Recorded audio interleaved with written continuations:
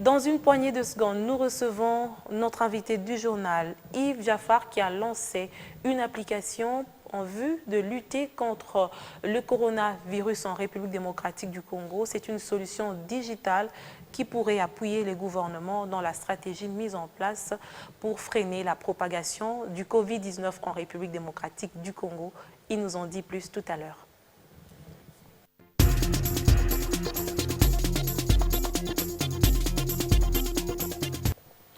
En quête des solutions pour lutter contre la propagation du Covid-19 à travers le monde, certains pays ont fait recours à la technologie et pourquoi pas la République démocratique du Congo. Sur ce plateau, on va parler d'une initiative née des jeunes entrepreneurs qui ont des startups dans la digitalisation.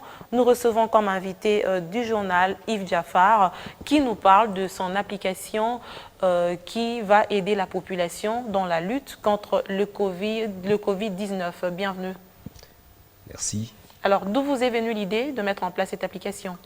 L'idée de Covid-19 est venue après avoir remarqué que dans le monde, il y avait une pandémie qui ravageait un peu tout le monde. Et le jour qu'on a été alerté, que c'est maintenant en RDC, on s'est senti dérangé, incapable. On se disait ça ne pouvait pas être là comme ça et puis que nous, dans le digital, avec nos startups, n'y rien faire. Et c'est là qu'on a commencé à réfléchir sur une bonne idée avec des fonctionnalités qui vont répondre aux problèmes des Congolais pour assister pendant ces moments de coronavirus en RDC. Et en quoi consiste justement cette application? Qu'est-ce que vous apportez comme plus-value, comme valeur ajoutée dans la lutte contre le coronavirus en République démocratique du Congo? Okay. Dans l'application, c'est plus facile d'identifier, de repérer des endroits recommandés par le ministère de la Santé une fois que vous remarquez que vous avez des symptômes du coronavirus. Dans l'application vous permet aussi de lancer des appels d'alerte sans fournir beaucoup d'efforts et sans beaucoup de complications.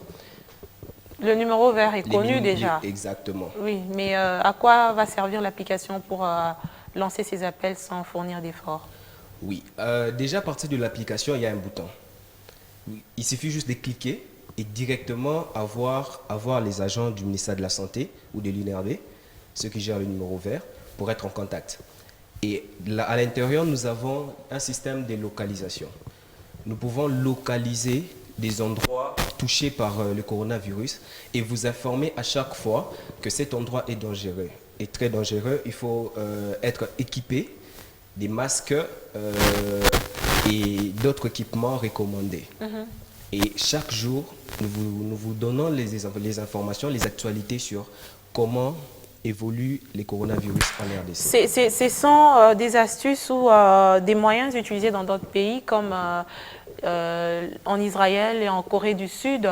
Ça marchait parce que déjà, ils sont habitués à utiliser les technologies de l'information depuis un peu plus de temps et ils sont plus évolués que nous.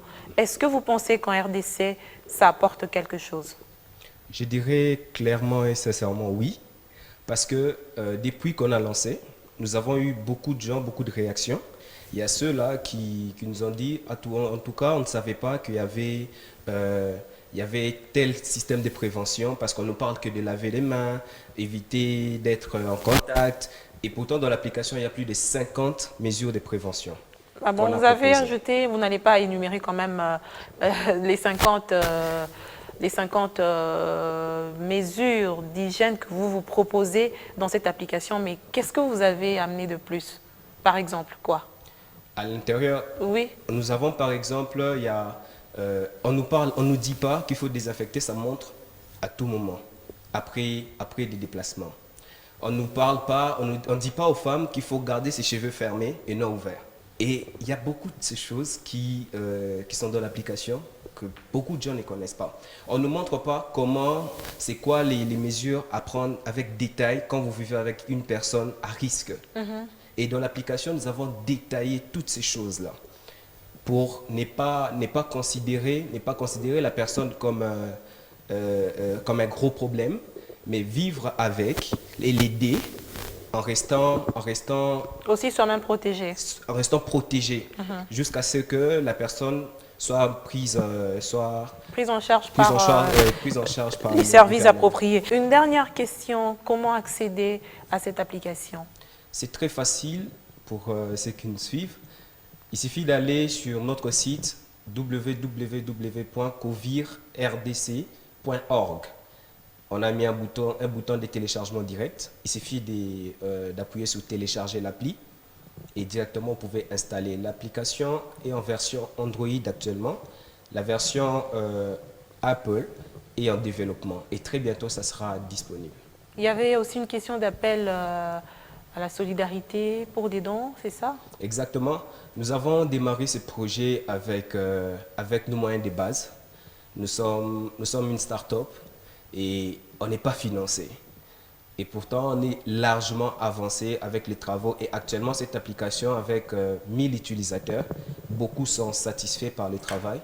Et c'est pour cela que je profite pour faire appel à tous les partenaires, à toutes ces personnes qui voudront soutenir cette initiative pour développer cette application et être disponible pour tout le monde dans plusieurs supports et vraiment activer comme il faut, car il y a une très grande équipe derrière cette application. Et comme vous savez, une équipe, c'est des charges, c'est une alimentation à chaque fois régulière et ça demande un appui. Et c'est pour ça que nous faisons cet appel à tous les Congolais, que ça soit d'ici ou d'ailleurs, pour nous contacter. Nous avons un numéro de téléphone, c'est 081 0929 404. Si je peux répéter encore, 081 0929 404. Et le site c'est www.covirrdc.org. Merci Yves Diafar pour cette initiative que vous avez mise en place et surtout merci pour les précisions. Je rappelle que vous l'avez mis en marche grâce à la collaboration des autres partenaires dont Electrap et vous-même vous êtes le propriétaire de la start-up ID, c'est ça? Connexion. Exactement. Madame, messieurs, on se retrouve juste après pour la suite du journal.